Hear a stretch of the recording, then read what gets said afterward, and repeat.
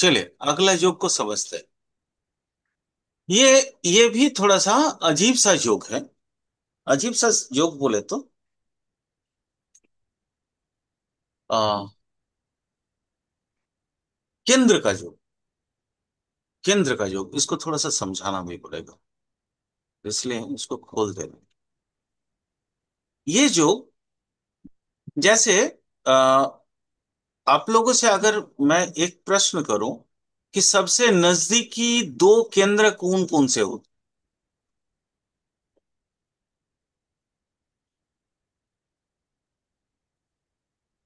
दो केंद्र नजदीकी दो दो केंद्र कौन कौन से होते हैं, थोड़ा सा हमें बताएंगे।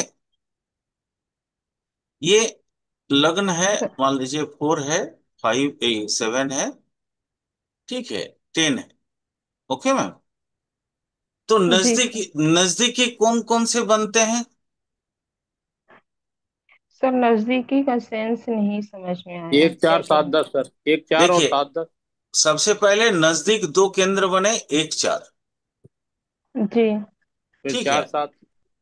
उसके हाँ। बाद बनेंगे कौन, 4 7।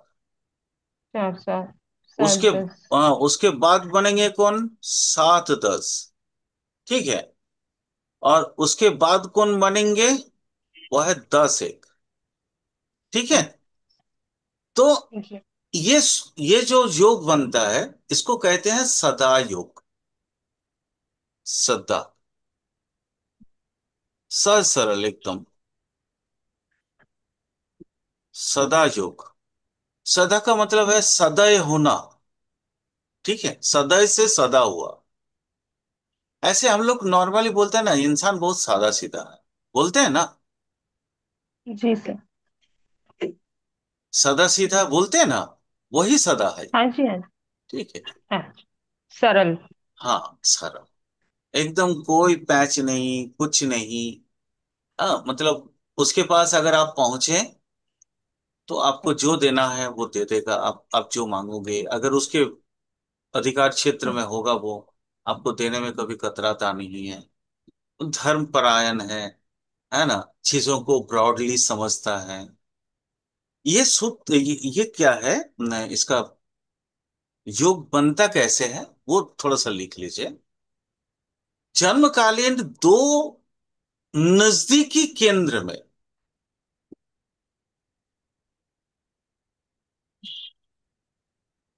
अगर सभी ग्रह होते हैं तो सदा योग बनता है।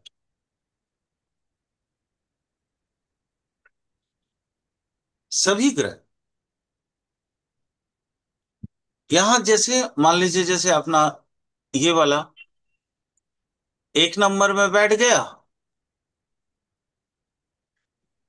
कुछ कुछ ग्रह और कुछ ग्रह जाके यहां पे बैठ गए। स्वाभाविक है कि राहु केतु को आप छोड़ भी सकते हैं, है ना। राहु केतु से कोई मतलब नहीं, अगर यहाँ पे राहु होगा तो केतु तो यहाँ होगा ना जाके। जी। अगर यहाँ राहु होगा तो केतु यहाँ होगा। हम्म। तो नजदीकी दो केंद्र में अगर सभी ग्रह बैठते हैं तो सदा योग बनता है। उसके बाद मान लीजिए, ये इससे भी बन सकता है, ये 4 में और 7 में बैठ जाए तो भी बन सकता है ना। अगर क्या बोलते हैं उसको, 7 में और 10 में बैठ जाए तो भी बन सकता है। सारे ग्रह हैं। और आपके अगर 10 में और 1 में बैठ जाए तो भी होगा। क्लियर। जी सर। चलिए, ये अब परस्पर दो भावों में सारे ग्रह बैठने की योग बन रहे हैं। इसी तरह का एक योग और होता है। अभी तक हम लोग सप्तग्रही योग को समझ रहे थे। अब ये परस्पर दो आपका योग से हमको समझना है, दो घर से। इसके बाद एक योग आता है। ये योग आप लोगों ने जरूर सुना होगा, इसका बहुत रिजल्ट क्या होगा सर? बताया ना। धर्मपरायण, सौभाग्यशाली, पैसा वाला, बहुत दयालु, सादा सीधा, सरल, दिमाग में कोई क्रूरता नहीं, कुछ नहीं। ये देखिए क्रूरता, ये लैंग्वेज याद नहीं आ रहा था, ये चंद्र जो मैं उस समय मैं बोलना चाह रहा था कि क्रूर होगा इंसान। ठीक है।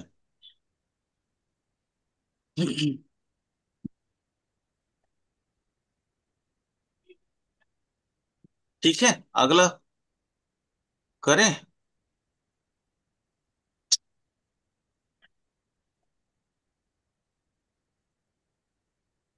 अगला जो योग है उसको कहते हैं वज्र योग। ये तो जरूर आप लोगों ने सुना होगा इसका नाम, क्योंकि ये काफी फेमस योग है।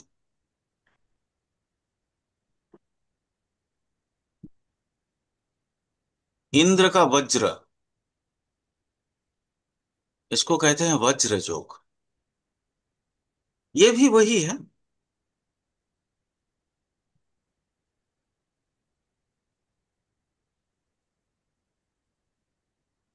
सारे शुभ ग्रह, यहाँ थोड़ा सा लिख लीजिएगा इसको, क्योंकि थोड़ा सा पेचीदा है, थोड़ा समझाने में भी ये लगता है। सारे शुभ ग्रह लग्न में और सप्तम में। सारे शुभ ग्रह लग्न में और सप्तम में। अच्छा, इसको कालपुरुष कुंडली का ही उदाहरण लेते हैं। एक, दो, तीन, चार। और अशुभ ग्रह चौथा और दसम में। लिखें?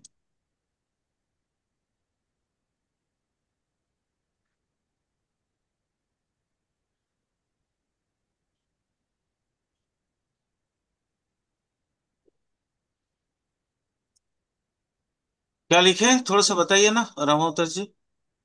सारे शुभ ग्रह लग्न और सप्तम में, हाँ और अशुभ ग्रह चतुर्थ और दसम में बैठे हैं। जी, चतुर्थ में और दसम में। एग्जाम्पल ले लेते हैं यहीं पे। मान लीजिए, आ, शुभ ग्रह अपने पास कितने हैं? नैसर्गिक शुभ ग्रह। शुक्र, गुरु, बुध और फिर वही, मैंने क्या बोला था नैसर्गिक। बुध के लिए? अच्छा। बुध के लिए क्या बोला था लक्ष्मी मैम, याद है? शुभ के साथ अगर बैठा हो तो। जी। जी सर, जी सर। बुध नैसर्गिक ना शुभत्व प्राप्त है ना अशुभत्व प्राप्त है, वो बाल ग्रह है। अच्छा। जी सर। तो वो शुभ के साथ बैठेगा तो शुभत्व को प्राप्त कर शुभ लेगा, है, और अशुभ के और साथ अशुभ बैठेगा के तो। साथ बैठेगा तो अशुभत्व प्राप्त कर लेगा। ठीक है सर, ठीक है। तो फिर गुरु, शुक्र और।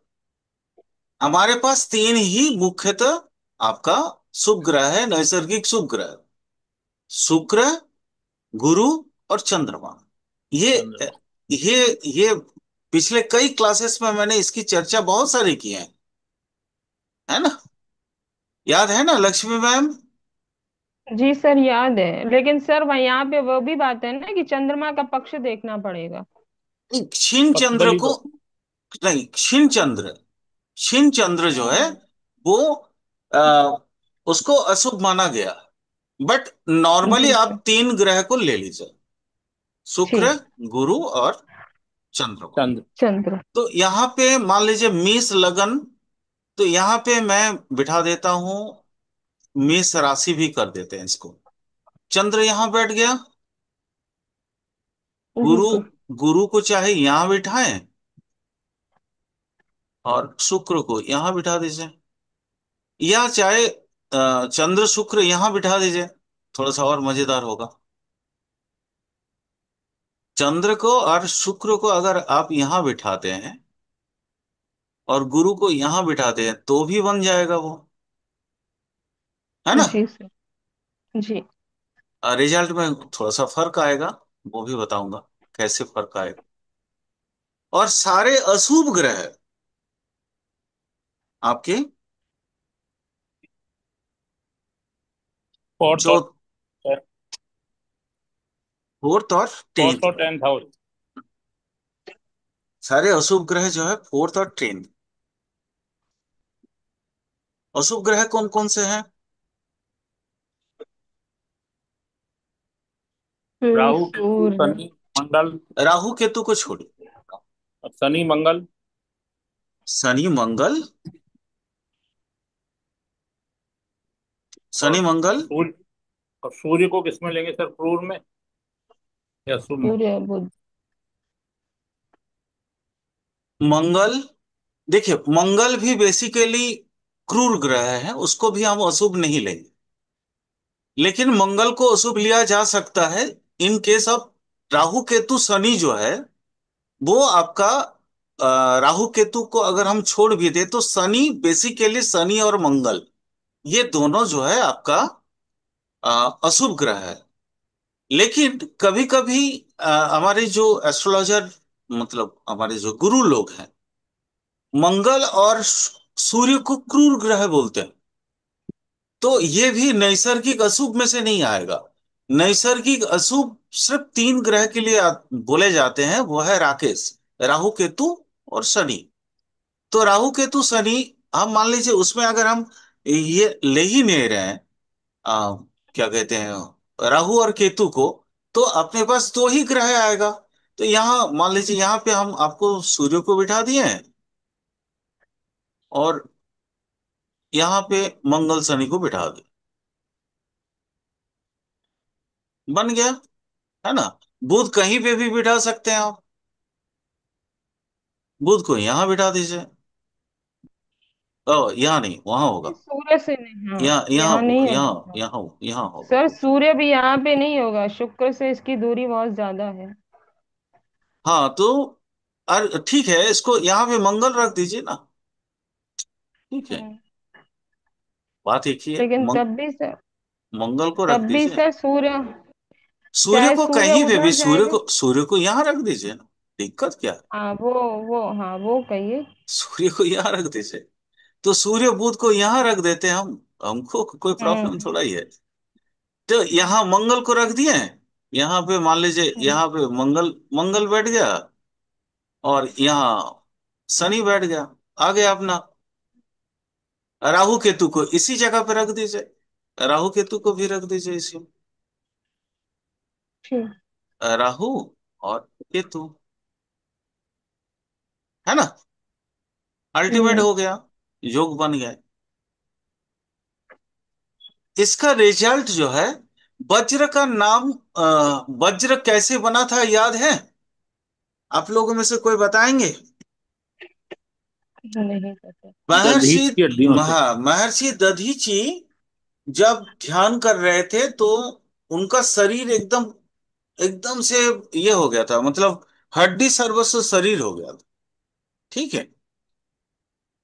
और इंद्र, अ, ब्रह्मा इंद्र को बोले कि महर्षि दधीची के पास जाओ, उनकी हड्डियां मांग लो, क्योंकि उनकी तपस्या के तेज से उनकी हड्डियां बड़ी मजबूत थी।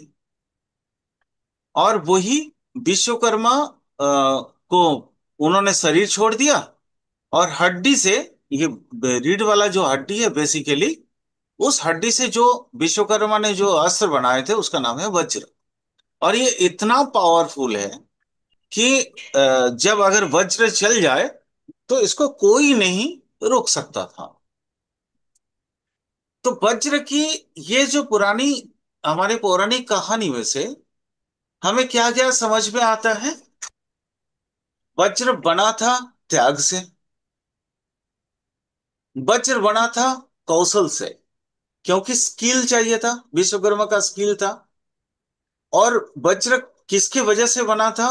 परिस्थिति की वजह से, ठीक है। यानी परिस्थिति को अपने अनुकूल करने के लिए जो कौशल यूज किए जाए वो वज्र जो, समझ आ गया? जी सर, समस्या में सुअवसर। हाँ हाँ, समस्या में सुअवसर। समस्या, एक्चुअली ये मैं थोड़ा सा इसको ऐसा कह सकता हूँ, शायद ये ज्यादा उचित होगा, है ना। क्या बोलते हैं, आपका डिमांड इज द, सर वो राम अवतार जी, वो demand is the mother of innovation ना, या ये कह सकते हैं ना हम। बिल्कुल। तो ये चीज है। यानी इस तरह का व्यक्ति या ऐसा व्यक्ति आ, आप अपने आप में ही जो है ना बहुत, मतलब एक ताकतवर व्यक्ति। इसको आप जल्दी झुका नहीं सकते। वही पुष्पा झुकेगा नहीं साला, है ना, वो डायलॉग मारने वाला व्यक्ति होगा। और चूंकि इंद्र साथ है, तो इंद्र कौन है? प्रियदर्शन। इंद्र तो काफी हैंडसम माना जाता है ना। तो हम्म। इस व्यक्ति का अवयव कुछ इंद्र जैसा होगा, और दधीची जैसा कठोर तप होगा। यानी काम में ये बहुत हार्ड वर्किंग व्यक्ति हो। ठीक है। और विश्वकर्मा का कौशल, यानी स्किल्ड व्यक्ति। तो इस तरह का व्यक्ति बेसिकली इंडस्ट्रियलिस्ट होता है। ये नया नया इनोवेशंस करने वाला व्यक्ति होता है।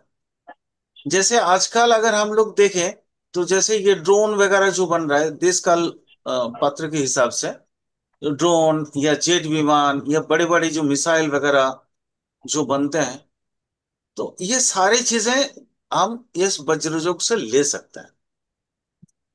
ठीक है। जी सर। क्लियर? कोई क्वेश्चन तो नहीं है? मिटा रहे हैं? नो बहुत सर बढ़िया था। नहीं, देखिए कोई भी योग को ना इसी तरीके से समझना पड़ेगा उनके बात से। देखिए याद तो रहेगा नहीं ना भैया, आप याद नहीं रख सकते हो। मैंने अगर मैं आपको लिखवा भी दूं और आप पूरा याद रखोगे, अगर आपका कल्चर है, तो फिर आप उसको याद रख पाएंगे। अदरवाइज आपको इसी कोई ना कोई तिकड़म भिड़ा के ही आपको समझना पड़ेगा। योग का नाम याद है तो आप उस चीज को उस तरीके से ये कर लीजिए, समझ लीजिए। ठीक। चलिए अगला कुछ और। ये तो ये योग तो मैम आप बताओगे। यव योग, मैं नहीं जानती सर।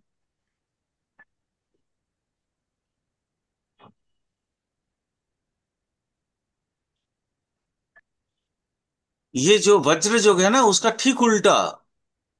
ये वज्र जब तो मतलब वहां क्या था? वहां पे क्या था? वज्र में मैंने क्या बोला था? सर केंद्र को घेरा ही हुआ था, यानी कि सारे शुभ ग्रह लग्न और सप्तम में, और अशुभ हाँ, ग्रह फोर्थ एंड टेंथ में। यहाँ क्या होगा? मैंने बोला सारे उल्टा। शुभ ग्रह फोर, सर लग सारे शुभ ग्रह फोर और टेंथ में, और हाँ, अशुभ ग्रह आपका लगन और सप्तम में। सप्तम में हो गया।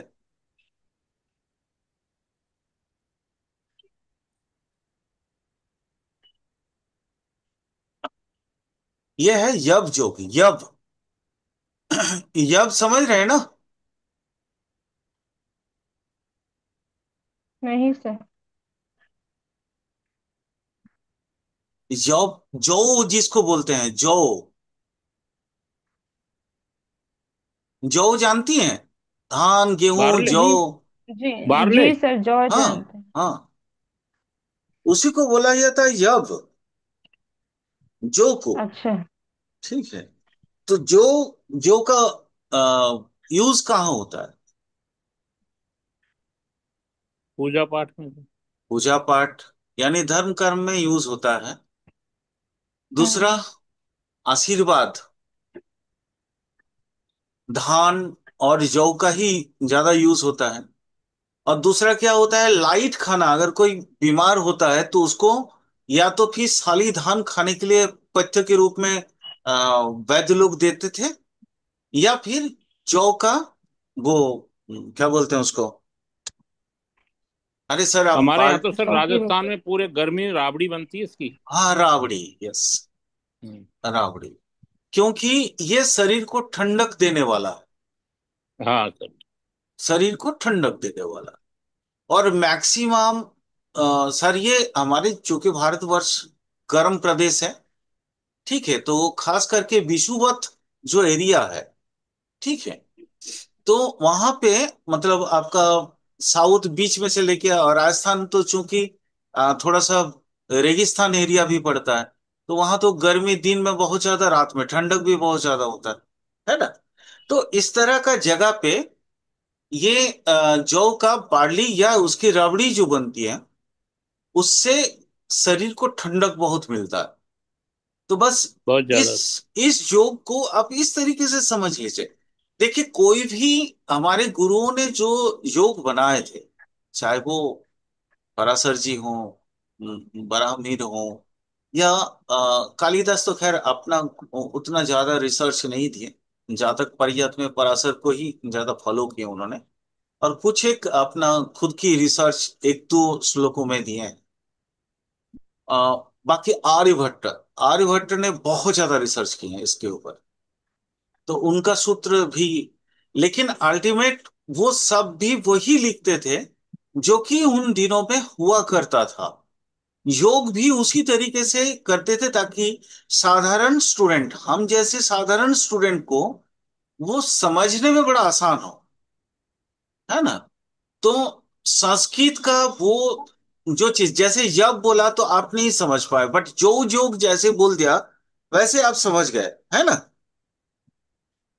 रामावतार जी, वैसे समझ में आ गया ना, जो जो कि शरीर को ठंडक देने वाला है, ये है वो बिल्कुल बिल्कुल है सर, ना। बिल्कुल। हाँ, हमारे इस तो तरह। नेसेसरी है सर गर्मी में ये।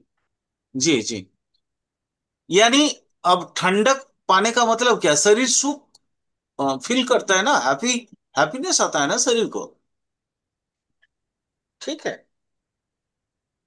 जो से और क्या क्या बनता है सर, मॉल्ट भी बनता है।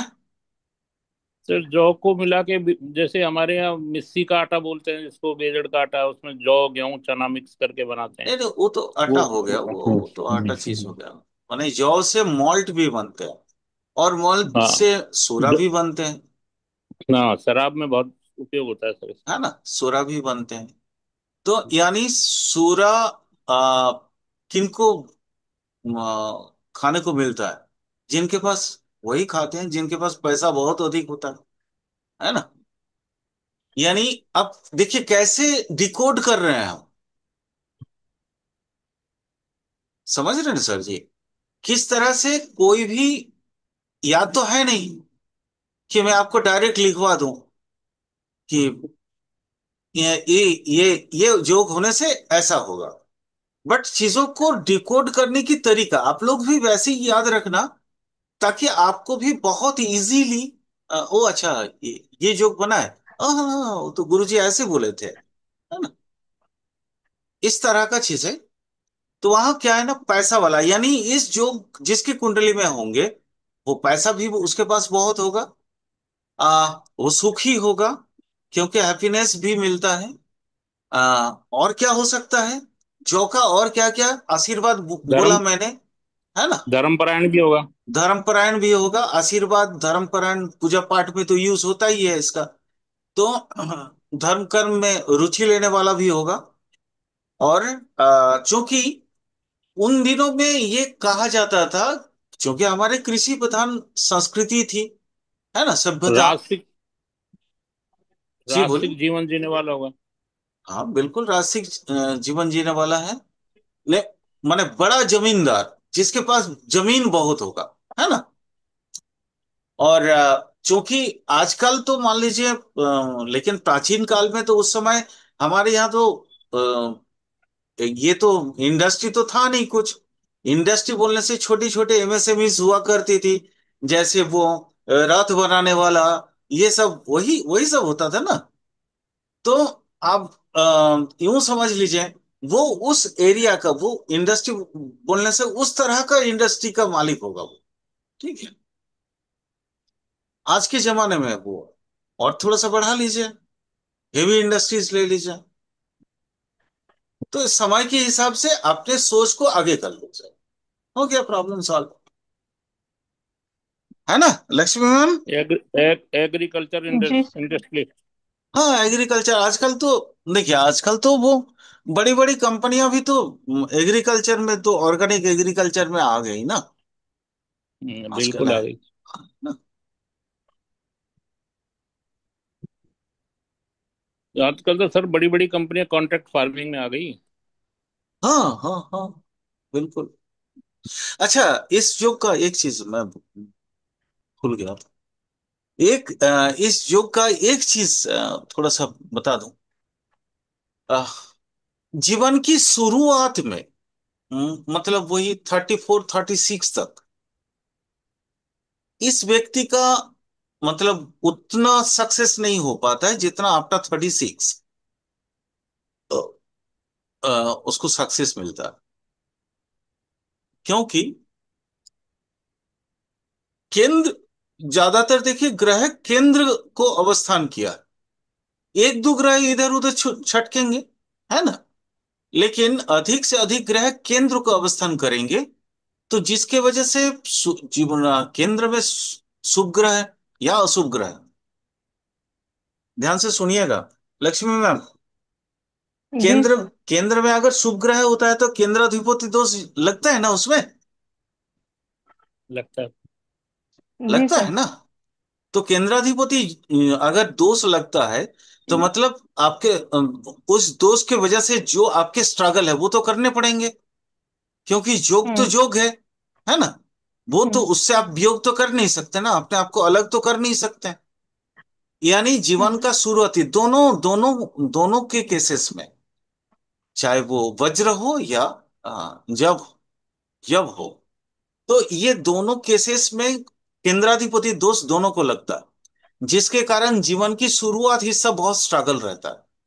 लेकिन अंतिम हिस्सा में जीवन की जैसे आधा हिस्सा से ऊपर उठ जाता है वो व्यक्ति, हम लोग कह सकते हैं कि आफ्टर 40 इसको सक्सेस मिलता है। ठीक है। जिसके अच्छा। कारण जिसके कारण इस योग को हमारे यहाँ एक कहावत चलता था, कहते हैं 16 में ना हुआ मोटा, मोटा समझ रहे हैं? तगड़ा। ठीक है। हम्म। 25 में ना हुआ बेटा, और 40 में ना हुआ धन, उसका जीवन अकारण। ठीक है, ये एक कहावत होता है। मतलब इंसान 16 साल के अंदर अंदर उसकी पूरा हेल्थी हेल्दी होना चाहिए, उसके पूरा टोटल बॉडी पे स्टेमिना आ जाना चाहिए। और 25 में उसका माने पहला पुत्र हो जाना चाहिए। ठीक है। ताकि वो स्ट्रगल करते करते अपना जब बढ़ेगा, तो फिर 36 40 तक वो आराम से धन कमा सकता है, क्योंकि परिवार संभालने के बाद भी आराम से धन कमा सकता है।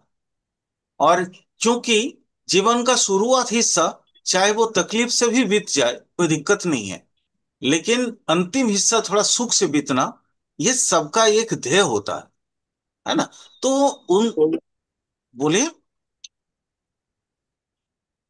उस समय में क्या था कि लोगों का ये एक माइंड मतलब सेटअप था, है ना।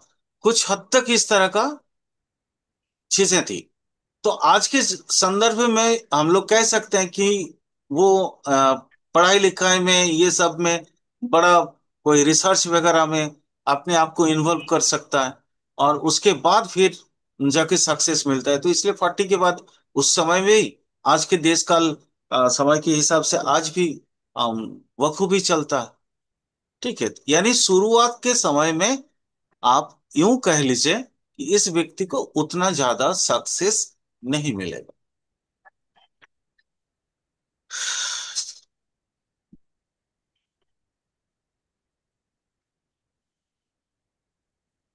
चलिए आज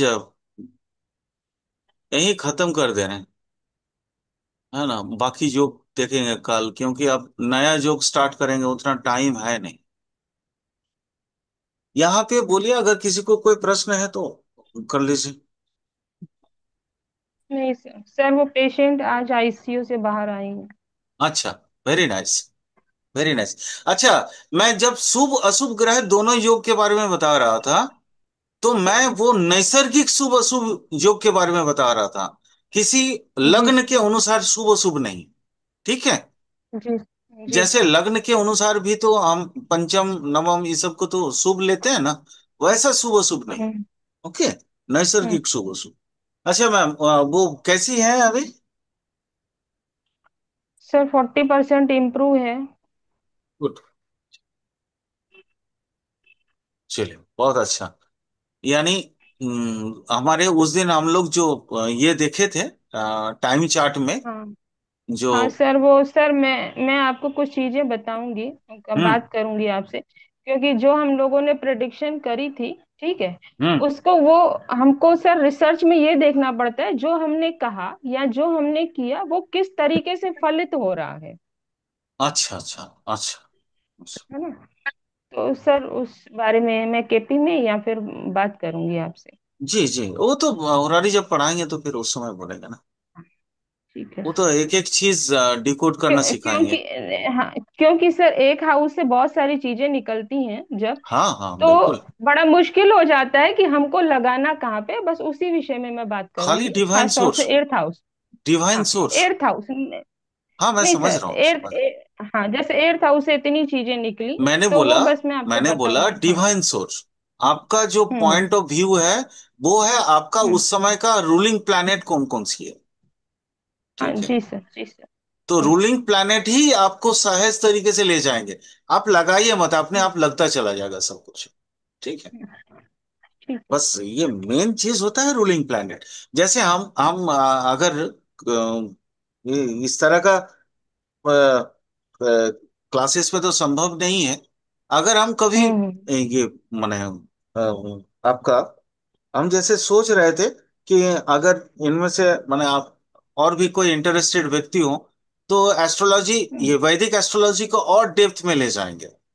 तो उसमें जैसे हम लोग प्रश्न कुंडली करते हैं वहां पे भी प्रश्न चार्ट होता है। वहां 108 नंबर लेते हैं, होरारी नंबर लेते हैं। हम्म, और वहां जी पे सर। भी हम तुरंत का तुरंत जो है टाइम चार्ट देके वहां पे भी ये किया जाता है। हम्म उसके हम्म पर्यवेक्षण एनालिसिस की जाती है। ठीक है। तो हम्म अगर कभी ऐसा मौका मिले कि हम लोग एक साथ क्लास करें तो फिर ये सारी चीजें आप लोगों के सामने में बहुत क्लियर हो जाएगी। देखिए मैम, बार बार मैं आप ठीक लोगों है से सर। एक ही अनुरोध करता हूँ। प्लीज प्लीज प्लीज प्रैक्टिस करिए। करेक्ट।